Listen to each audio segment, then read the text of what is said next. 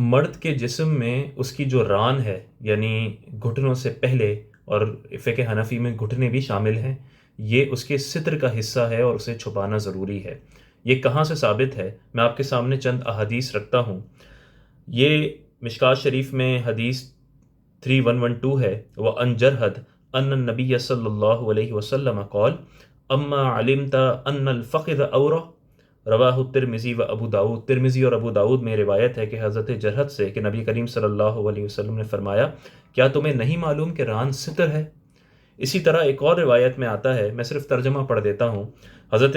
روایت ہے حضرت علی سے کہ رسول اللہ صلی اللہ علیہ وسلم نے ان سے فرمایا کہ اے علی، نہ اپنی ران کھولو اور نہ کسی زندہ مردے کی ران دیکھو۔ اسی طرح ایک اور روایت میں ہے کہ حضرت محمد ابن جہش سے فرماتے ہیں کہ رسول اللہ صلی اللہ علیہ وسلم ایک معمر پر گزرے، حالانکہ ان کی رانیں کھلی تھیں، تو فرمایا کہ اے فلاں، اپنی رانیں ڈھک لو کیونکہ رانیں ستر ہیں۔ تو یہ جو مرد کی ران ہے، یہ اس کے ستر میں شامل ہے اور اسے ڈھکنا ضروری ہے۔ لیکن آج افسوس کے ساتھ یہ کہنا پڑتا ہے کہ بہت سے لوگ، ایک عام رواج بن چکا ہے، اب یہ صرف ایلیٹس تک معاملہ نہیں ہے، بلکہ آپ کو عام طور پر لڑکے، مرد اتنے چھوٹے شارٹس پہنے ہوئے نظر آئیں گے کہ جس میں ان کی آدھی ران کھلی ہوتی ہے۔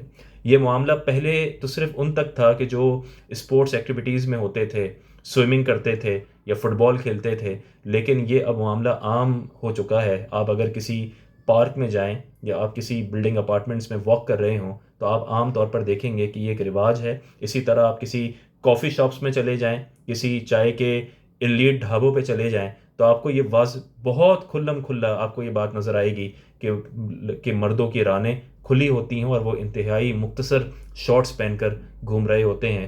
تو شریعت کی نگاہ میں ان لوگوں کو یہ سمجھ لینا چاہیے کہ چاہے یہ جتنے بھی پڑھے لکھے ہوں، چاہے ان کے ہاتھ میں آئی فون ہو، لیکن شریعت کی نگاہ میں وہ ننگے گھوم رہے ہیں۔